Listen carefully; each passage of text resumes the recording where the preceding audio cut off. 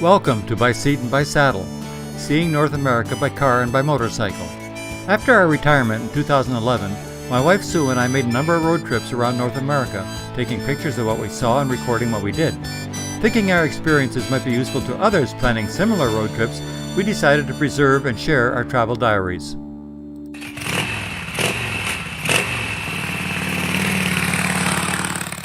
This is part 2 of a 4-part travel diary we made of a trip we took in March of 2012, south to Florida, west along the coast of the Gulf of Mexico to New Orleans, and then back to Florida. In Florida, we turned south and made our way down to the tip of the Florida mainland, where we got on our motorcycle and rode to Key West and back. On the way home, we also enjoyed long stretches of the Atlantic seaboard from the saddle of our motorcycle. We have again repeated our list of all the things we saw on this trip to help you decide what highlights might interest you. In Part 1, we described who we are, how we travel in the first part of our trip.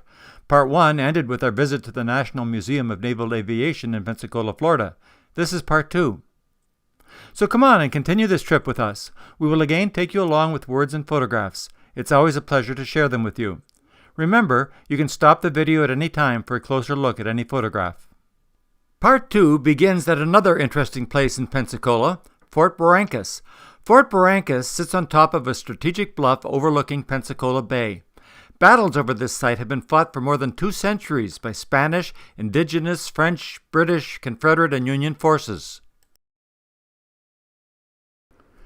Why was Pensacola Bay so important? The answer to this question is clear from another sign at the fort.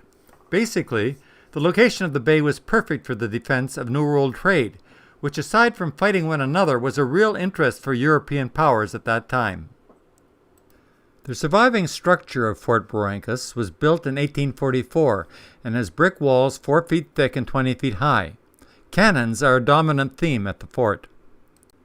The cannon types on display at Fort Barrancas are, from left to right, British 13-inch mortar from the 1800s, British 24-pounder gun from the 1700s, Spanish 24-pounder gun from the 1700s, another Spanish 24-pounder gun, again the 1700s, French 16-pounder gun, 1700s, and French 13-inch mortar, 1700s. Knowing how to read the inscriptions on cannons is really worthwhile. You never know when it might come in handy.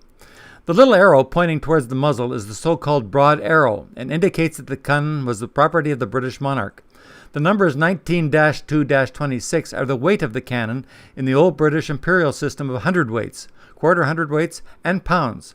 A hundredweight was 112 pounds, so this cannon weighed 19 times 112 pounds, which is 2,128 pounds, plus 2 times a quarter of 112 pounds, which is 56 pounds, plus 26 pounds, for a grand total of 2,210 pounds. During the Civil War, more than 10 cannons like this one sat here side by side aimed at Pensacola Bay. Partly visible in the picture are the semicircular concrete tracks for the adjacent cannons. The description of Fort Barrancas in Wikipedia includes an actual Civil War photograph of the entire 10-cannon array as deployed and is worth looking up. The interior gun portals in the fort are connected by an extensive tunnel network. Going through, we happened to look up to see this bat trying to sleep despite our rude interruption. Kinda creepy seeing his eye open and focused on us. These are tunnels and stairs leading down to the lower level and the Spanish water battery.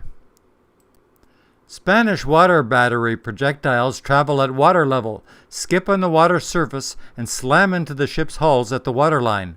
Their big advantage is that they avoid the need to make range calculations. This is the water battery level views toward the bay and at the fort wall.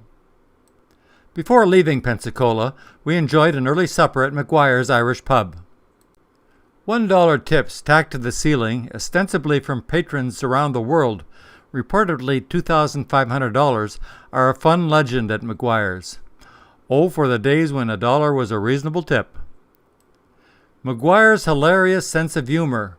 Women's is actually on the left, men's on the right. So embarrassing for me. Why can't I learn to read the fine print? Our next stop was Mississippi. We somehow missed Alabama, which is so narrow near the Gulf Coast it is easy to miss. Mississippi's claim to music fame is that the invention of blues music by African Americans in the Mississippi Delta is recognized as the only music original to America. It subsequently gave rise to jazz, rhythm and blues, and rock and roll. There are great beaches on the Gulf of Mexico coast in Mississippi.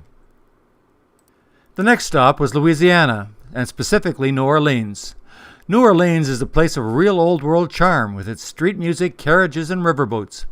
By the way, the Natchez is perhaps the last authentic steamboat on the Mississippi River and is driven by 100-year-old steam engines. Here are statues to three New Orleans musical giants, Fats Domino, Al Hirt, and Pete Fontaine.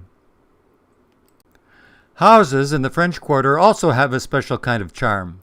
The plaque on this one also contains little-known information, that Louisiana was a province belonging to Spain from 1762 to 1803, that New Orleans was its capital, and that this street was then called Calais de l'Arsenal de las Ursulinas, or Ursuline Arsenal Street.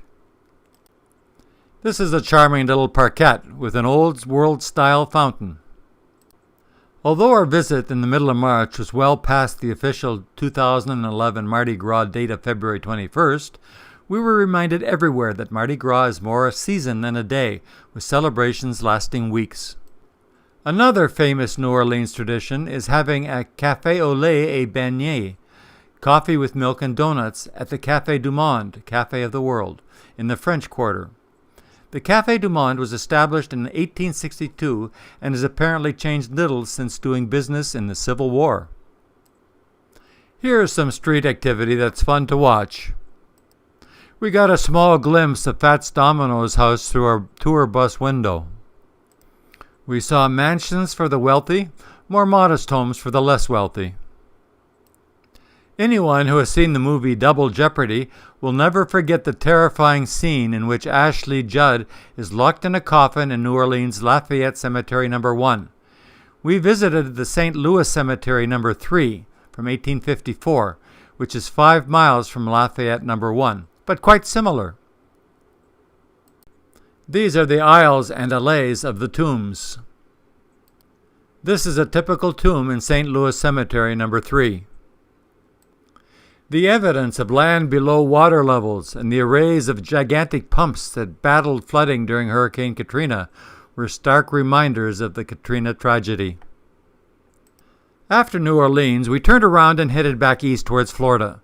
The views along the Gulf of Mexico and Mississippi are really noteworthy, and taking them all in from the saddle of a motorcycle is simply great. A jellyfish on the beach, though, reminded us that even though the view was great, it was wide to keep track of where your feet were. We are all aware of the terrible tragedy that was Hurricane Katrina and the massive loss of life in New Orleans. What we know less about is that the terrible storm surge claimed so many victims up and down the entire Gulf Coast. This sign listed Katrina victims in cities like Biloxi, Pass Christian, and Waveland. Unspeakably sad. On the way through Mississippi, we caught a car show near Pascagoula. The classic cars and street rods of the club members gave me a bad case of the I wants.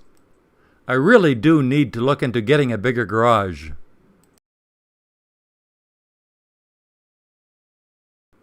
We had supper with live music at the Shed Barbecue and Blues joint in Ocean Springs. Supper at the Shed was great, except that we didn't have a clue on how to eat real seafood. Luckily, we weren't the only ones and watched carefully while other patrons took the Eating Seafood 1 course. At least we had no trouble listening to the music and eating Terry's jalapeno peppers. In Biloxi, Mississippi, we accidentally ran into their huge St. Patrick's Day parade. Of course, it was March 17th. St. Patrick was there wearing his tall hat. It was lucky they had a convertible for him and his tall hat. The Grand Marshal really rode in style. There were countless floats, all amazingly decorated with the people on the floats throwing tons of necklaces to the crowd. We were lucky enough to catch a few necklaces ourselves and still have them as souvenirs. We still enjoy them and even let the grandkids play with them, sometimes. Passing by Pascagoula, Mississippi on the I-10, we noticed Ingalls Shipbuilding. It is the leading producer of U.S. ships and has built nuclear submarines, destroyers, and even cruise ships.